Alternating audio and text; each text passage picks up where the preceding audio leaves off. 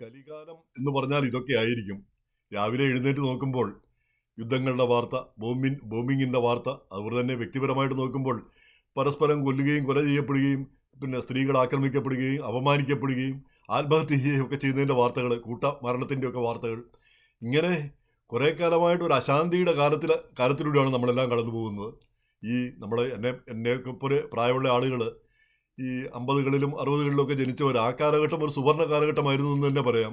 രണ്ടാം ലോക മഹായുദ്ധം കഴിഞ്ഞു, മനുഷ്യരെല്ലാം വലിയ പ്രശ്നങ്ങളൊന്നും ഇല്ലാതെ മുന്നോട്ട് പോയിക്കൊണ്ടിരിക്കുന്ന ഒരു കാലമായിരുന്നു. പക്ഷേ അവിടുന്ന് പിന്നെ അങ്ങോട്ട് പിന്നെ യുദ്ധങ്ങളും ആക്രമണങ്ങളും കൂടിക്കൂടി വരുന്ന ഒരു സ്ഥിതിയാണ് നമ്മൾ കാണുന്നത്. വയലൻസ് കൂടിക്കൊണ്ടിരിക്കുന്നു, വ്യക്തിപരമായ വയലൻസ്, കൂട്ട മരണങ്ങൾ, കൂട്ട ആത്മഹത്യകൾ. അപ്പം അങ്ങനെ അശാന്തിയുടെ ഒരു കാലം. ആ കാലത്താണ് ഇന്നിപ്പം നമ്മൾ ഇവരെ കാണുന്നു, ഇറാനിൽ കൊണ്ടുപോയി, അമേരിക്ക കൊണ്ടുപോയി ബോംബിട്ടിരിക്കുന്നു. അവരുടെ ആണവ സൈറ്റുകളും പ്രധാനപ്പെട്ട സൈറ്റുകളെല്ലാം തകർത്തിരിക്കുന്നു. അപ്പം 2 ആഴ്ച കഴിഞ്ഞ് ആക്രമിക്കൂ എന്നാണ് പിന്നെ പ്രസിഡന്റ് ട്രംപ് പറഞ്ഞിരുന്നത്. പക്ഷേ അത് ഒരു സ്ട്രാറ്റജിക് മൂവ് ആയിരുന്നു എന്നാണ് ഇപ്പം വിശദീകരിക്കുന്നത്. എന്തായാലും സ്ട്രാറ്റജിക് ആണെങ്കിലും അല്ലെങ്കിലും ഇറാന് ഒരു അണ്വായുധ ശേഖരത്തിൻ്റെ ആവശ്യമില്ല. അവർ യുറേനിയം എൻറിച്ച് ചെയ്ത് അതുകൊണ്ട് വൈദ്യുതി ഉണ്ടാക്കുന്നത് തെറ്റില്ല. പക്ഷെ അത് മറ്റാളുകൾക്ക് ആ വൈദ്യുതി ഉണ്ടാക്കിയാണെന്ന് ബോധ്യപ്പെടുകയും ചെയ്യണം. ഇപ്പം പിന്നെ ഉക്രൈൻ ആക്രമിച്ചത് എന്താണ്? റഷ്യ. ഒരേ ഒരു കാര്യം, ഉക്രൈൻ നാറ്റോയിൽ ചേരുന്നു. അപ്പം നാറ്റോയിൽ ചേർന്ന് കഴിഞ്ഞാൽ നാറ്റോയുടെ ആയുധശക്തിയൊക്കെ റഷ്യയുടെ അയൽപക്കത്ത് പിന്നെ ഈ മിസൈലുകളും എല്ലാം കൊണ്ടുപോയി നാറ്റോ കൊണ്ടുപോയി അവിടെ സ്ഥാപിക്കും. അത് വന്നു കഴിഞ്ഞാൽ റഷ്യക്ക് എപ്പോഴും പിന്നെ ഭീഷണിയായി തീരും. ആ ഒരൊറ്റ കാര്യത്തിൻ്റെ പേരിലാണ് 3 വർഷത്തിലേറെയായി യുദ്ധം നടന്നുകൊണ്ടിരിക്കുന്നത്. അപ്പം ഇവിടെ ഇപ്പം ഇസ്രായേലിൻ്റെ ഭീതി, ഇസ്രായേലിനെ തകർത്തുകളെ എന്നുള്ളൊരു ഭീതി എന്ന് മാത്രമല്ല, ഈ ഇറാൻ്റെ ഒരു ആജന്മ ലക്ഷ്യമായിട്ട് ഇസ്രായേലിനെ തകർക്കുക എന്നുള്ളൊരു ആജന്മ ലക്ഷ്യമായി പ്രഖ്യാപിച്ച രാജ്യമാണ് ഇറാൻ. അതിൻ്റെ പ്രധാന കാരണം ഈ മുള്ളാമാരാണ് അവിടെ ഭരിക്കുന്നത്. അതാണ് പിന്നെ ഇറാൻ്റെ പ്രശ്നമെന്ന് തോന്നുന്നു.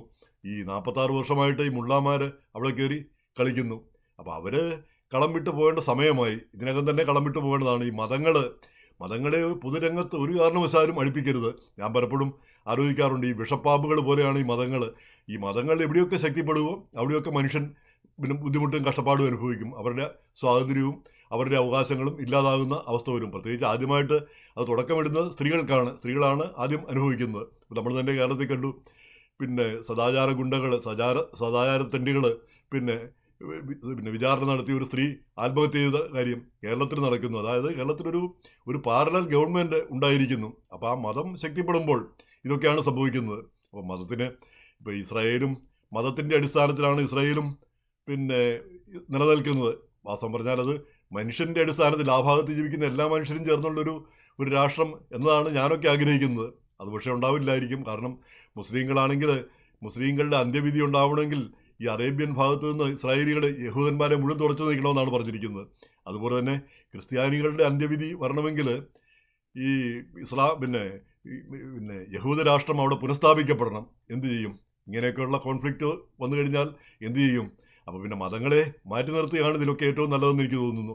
ഇപ്പം ഇത് ഓർക്കുമ്പോഴാണ് ഞാൻ ഓർക്കുന്നത്, ഇന്ത്യ ഒരു മതരാഷ്ട്രത്തിൻ്റെ ഒരു ഘട്ടത്തിലേക്ക് പോയതാണ്. വാസ്തവം പറഞ്ഞാൽ ഈ RSS ഒക്കെ BJP അധികാരത്തിൽ വന്നപ്പോൾ RSS ശക്തിപ്പെട്ടു.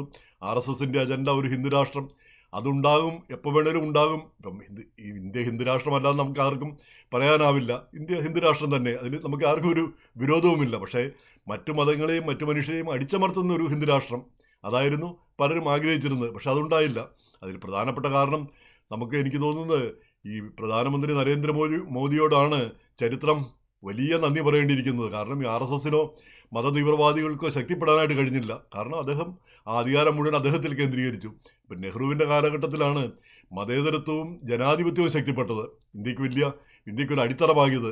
ഇന്ന് നെഹ്റുവിനെ കുറ്റം പറയുകയൊക്കെ ചെയ്യുമെന്ന് പറഞ്ഞാൽ അന്നത്തെ സാഹചര്യം മനസ്സിലാക്കണം. ആ സാഹചര്യത്തിനനുസരിച്ചാണ് നെഹ്റു പെരുമാറിയത്. അന്നത്തെ കാലത്ത് ചെയ്തത് അതൊക്കെ അങ്ങനെ തന്നെയായിരുന്നു വേണ്ടിയിരുന്നതും. അപ്പം അതുപോലെ തന്നെ ഇന്ത്യ എന്ന മഹത്തായ ഒരു രാഷ്ട്രത്തിന് ഏറ്റവും വലിയ സംഭാവന നൽകിയ മറ്റൊരു നേതാവാണ് നരേന്ദ്രമോദി എന്ന് എനിക്ക് തോന്നുന്നു. ഇപ്പോൾ തിരിഞ്ഞു നോക്കുമ്പോൾ ആ ഒരു മതരാഷ്ട്രമായിട്ട്, ഒരു പക്കാ മതരാഷ്ട്രമായിട്ട് ഇന്ത്യ മാറിയില്ല. കാരണം അതിന് അങ്ങനെ ആരും പൊങ്ങി വരാനായിട്ട് പിന്നെ മോദി അനുവദിച്ചില്ല. അത് വലിയൊരു കാര്യമല്ലേ, വലിയൊരു മാറ്റമല്ലേ. അപ്പോൾ ഈ ഇറാനെ സംബന്ധിച്ചിടത്തോളം ഈ മുള്ളമാർ വന്നു, അവർക്ക് ഈ ഭരണത്തിൽ എന്താ കാര്യം ഇരിക്കുന്നത്? ഈ മുള്ളമാരും ഇവരുടെ ഈ ശരിയ ലോ ഒക്കെ എന്തോന്ന് ഈ ശരിയ ലോ, അത് 6-ാം നൂറ്റാണ്ടിൻ്റെ ഒരു പ്രമാണമാണ്. ആ കാലത്തിലെ ആ രീതി അനുസരിച്ച് തന്നെ ഇന്നും പോകണമെന്ന് പറഞ്ഞാൽ അവരുടെ കിതാബിലോ മറ്റോ അങ്ങനെ എഴുതിയിട്ടുണ്ട് എന്നതിൻ്റെ പേരിൽ ഇന്നും അത് തന്നെ ഫോളോ ചെയ്യണമെന്ന് പറഞ്ഞാൽ എന്താ അർത്ഥം ഇരിക്കുന്നത്? ഈ മതം പറഞ്ഞതെല്ലാം അതേപടി ഫോളോ ചെയ്യുകയായിരുന്നെങ്കിൽ മനുഷ്യരാശി ഇന്ന് എവിടെയായിരുന്നു ഇനി?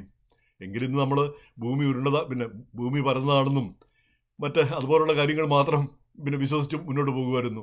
യാതൊരുവിധ കണ്ടുപിടുത്തങ്ങളോ യാതൊരുവിധ പുരോഗതിയോ ഉണ്ടാവുമായിരുന്നില്ല മതങ്ങൾ പറയുന്ന അനുസരിച്ചാണ് നമ്മൾ മുന്നോട്ട് പോയിരുന്നെങ്കിൽ. അപ്പോൾ മതങ്ങളെ മാറ്റിവെക്കേണ്ട സമയമായി. ഇറാൻകാരും അത് തന്നെയാണ് ചെയ്യേണ്ടത്. മുള്ളമാർ അവരുടെ മസ്ജിദുകളിലൊക്കെ പോയിരുന്ന് ഖുറാൻ വായിക്കട്ടെ, അങ്ങനെ വല്ല കുട്ടികളെ പഠിപ്പിക്കട്ടെ. ഈ രാഷ്ട്രകാര്യങ്ങളിൽ അത് ജനങ്ങളും ജനാധിപത്യവും രംഗത്ത് വരട്ടെ. അങ്ങനെ ഒരു കാലം ഉണ്ടാവട്ടെ. എന്തായാലും ഈ യുദ്ധത്തെപ്പറ്റി പറയുമ്പോൾ ഒന്ന് രണ്ട് കാര്യങ്ങൾ, ഈ പിന്നെ നമ്മുടെ നാഷണൽ ഇൻ്റലിജൻസ് ഡയറക്ടർ തുളസി ഗബാർഡ്, അവരെ യുദ്ധരംഗത്ത് യുദ്ധം ചെയ്തിട്ടുള്ള വ്യക്തിയാണ്. മേജറോ സൈന്യത്തിൽ മേജറോ 2-3 തവണ യുദ്ധരംഗത്ത് പ്രവർത്തിച്ചിട്ടുള്ള ആളാണ്, യുദ്ധം ചെയ്തിട്ടുള്ള ആളാണ്. അതുകൊണ്ട് യുദ്ധത്തിൻ്റെ ഒരു ശത്രുവാണ് അവരെന്ന് പറയാം. പിന്നെ അമേരിക്ക മറ്റു രാജ്യങ്ങളൊക്കെ ഇടപെടുന്നതിനെതിരെ ശക്തമായിട്ട് നിലപാടെടുത്തൊരു വ്യക്തിയാണ് അവർ. അപ്പോൾ ഇപ്രാവശ്യവും അവർ കഴിഞ്ഞ ആഴ്ച 1-2 ആഴ്ച മുമ്പ് ഹിറോഷിമയിൽ ചെന്ന് അവിടെ ആ ബോംബ് വീണ് മരിച്ചവരെ പറ്റി ഒരു പ്രസംഗം നടത്തി. ഈ ബോംബ് വീണതിനെ പറ്റിയും ഇങ്ങനെയുള്ള ആക്രമണങ്ങളെ പറ്റിയൊക്കെ ആ വളരെ ഖേദകരമായ ഒരു പിന്നെ ആ അവസ്ഥയെപ്പറ്റി അവർ പിന്നെ പറയുകയുണ്ടായി. ഈ ബോംബിങ്ങും അതൊന്നും അത്ര ഗുണകരമായ കാര്യമല്ല എന്ന്. അപ്പോൾ അതിനെതിരെ ട്രംപ് രംഗത്ത് വരികയുണ്ടായി. ഇവർ പറഞ്ഞത്, ഇവരുടെ ഇൻ്റലിജൻസ് കമ്മ്യൂണിറ്റി പറഞ്ഞത്, ഇറാനിൽ ഈ അണുബോംബ് ഉണ്ടാക്കാനുള്ള സാഹചര്യമൊന്നുമില്ല, അതൊരു 3 വർഷത്തിനപ്പുറത്ത് 3 വർഷം കൂടെ കഴിഞ്ഞാലേ അവർ ആ ലെവലിൽ എത്തുകയുള്ളൂ എന്നാണ് പറഞ്ഞത്. പക്ഷേ ട്രംപ് അത് പിന്നെ ശരിയല്ല, ആ ഇൻ്റലിജൻസ് കമ്മ്യൂണിറ്റി ഒന്നും പറയുന്നതല്ല ശരിയെന്നാണ് എന്ന് പറഞ്ഞുകൊണ്ടാണ് ഈ ആക്രമണത്തിന് ഉത്തരവിടുന്നത്. അപ്പോൾ അതിൽ അമേരിക്കയിലെ ചൊല്ല് തന്നെ നമുക്കറിയാം, ദ പ്രസിഡന്റ് നോസ് എവരിതിങ്. പ്രസിഡന്റിന് എല്ലാ കാര്യവും അറിയാം. ഇൻ്റലിജൻസ് കമ്മ്യൂണിറ്റി പറഞ്ഞതുകൊണ്ട് അത് ശരിയാവണമെന്നില്ല, കാരണം പ്രസിഡന്റാണ് കൂടുതൽ എല്ലാ കാര്യങ്ങളും അറിയുന്നത്. അതെങ്ങനെയായാലും ഈ ഇന്നലത്തെ മീറ്റിങ്ങിൽ, ഇന്നലെ സിറ്റുവേഷൻ റൂമിലിരുന്ന് ആളുകൾ ഈ യുദ്ധത്തിന് ബോംബിങ് ഒക്കെ കാണുകയുണ്ടായി. അപ്പോൾ അതിൽ തുളസി ഗബാർഡ് അവിടെ ഉണ്ടായിരുന്നില്ല എന്നാണ് ആദ്യത്തെ റിപ്പോർട്ടുകൾ വന്നത്. പക്ഷെ അങ്ങനെയല്ല, അവരുടെ പടമൊന്നും വന്നില്ലെങ്കിലും അവരും അവിടെ ഉണ്ടായിരുന്നു എന്നാണ് ഇപ്പം പിന്നെ വരുന്ന റിപ്പോർട്ടുകൾ.